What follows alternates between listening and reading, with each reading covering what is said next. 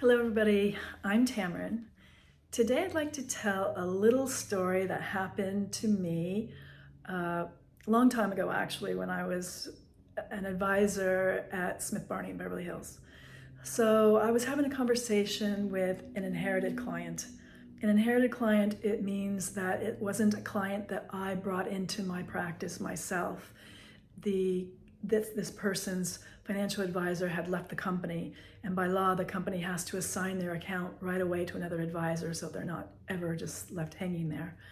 So she was an inherited client, and we were having a conversation about one of her investments. I don't remember if she called me or I called her, but she had purchased a CD. She had invested in a CD, certificate of deposit. And certificates of deposit are just like the ones that you go into your bank and buy, except at a brokerage firm, we can offer CDs from banks all around the country, so it's a little bit more competitive. And in case you don't know how they work, they're FDIC insured. That means the federal FDIC stands for Federal Deposit Insurance Corporation, which was created by Congress to insure a certain amount of deposits in banks. So that's what this was. It was a CD. And, for example, you invest $100,000 and you know in advance when you're going to get your $100,000 back. Let's say it's a 12-month maturity or something like that. And hypothetically, it pays 5%. So you know in advance before you invest in it how much you're going to make and when you're going to get your money back and when you're going to get your interest. Very, very conservative and very, very simple. So anyway, I'm telling her, I'm giving her the parameters of this particular investment that she owns, and she just could not hear me. Absolutely could not hear what I was saying, the most simple things. And she started getting riled up, really riled up. And then she, at some point, said, "I'm going to get my husband." And I thought, okay, lady, go ahead, go get your husband. And so a minute later, her husband gets on the phone and he's all riled up. He gets the man gets on the phone and he's a little bit aggressive and he's saying, blah, blah, blah, blah, blah, blah, blah. And I said, okay, I'm going to explain to you what this is. And I told him it's a CD, it's got such and such a maturity, and here's the interest rate. This is when you get your money back. And he said, "You mean blah, blah, blah, blah, blah?" "Yes." "And blah, blah, blah, blah, blah?" "Yes." "And blah, blah, blah, blah, blah?" "Yes."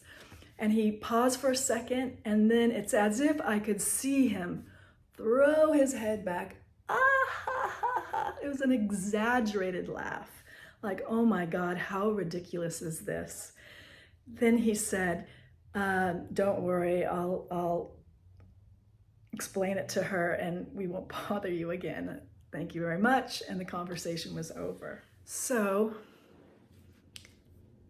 that inherited client was, I forgot to mention, she was a middle-aged housewife in Beverly Hills, and this happened, 20 years ago, 15 years ago, don't really remember.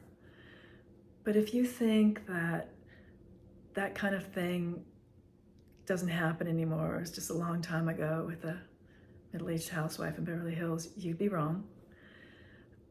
A couple weeks ago, there was an advertisement on Facebook for a really inexpensive facial. It was a special, and I'm not at home.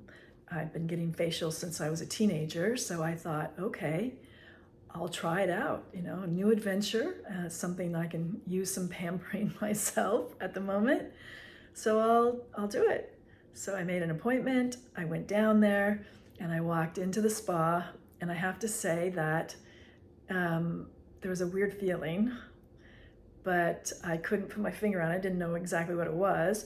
But it's a new adventure, a new place. Who cares? I'll just go with the flow, which I did. Got my facial, came out. The receptionist greeted me again and said, "Have a seat here in this little lounge." So that's odd, but I'll do that. Okay, I'll go with that. And as I'm sitting there, I can hear voices in the main lounge, and I thought to myself, what am I doing? I just want to pay and leave. And so I got up and I walked into the main lounge, and there is the receptionist in this circle of people talking in the lounge. And I looked at her like, hey, let's go. You know, I want to pay and leave. So then another person from that circle breaks away and comes over to me, and they escort me to another chair in the larger lounge. And it was some kind of like what do you call it? Outboarding talk that they wanted to have. And it was probably, they were probably going to try to sell me other things or something like that. So anyway, I sit down with the lady, and she asked me how it was, and I said it was fine, and she said, fine, it's just fine. I said, well, yeah, it was fine. And she pushed me a little more, and you know, I'm a businesswoman, so I appreciate honest feedback. So I started to tell her some things, and she cut me off. And I went, okay. So I pulled out my credit card, and just want to pay and go. And then she jumps up and she runs to the other person that had been in the lounge in that little circle of people talking, and it's the man. So she runs and she goes and gets the man. So the man comes over, and he's going to have a chat with me. And so I said to them, you guys, I'd just like to pay and go. She was fine, you know, I knew in my mind that they would probably try to blame her or something like that. I didn't want that to happen. Thank God I'd already given her a tip. But these people were in their early 30s. The woman who jumped up and got the man and the man himself were both in their early 30s. So I will leave it at that for now. I don't want to explain things, but it's important to notice and observe.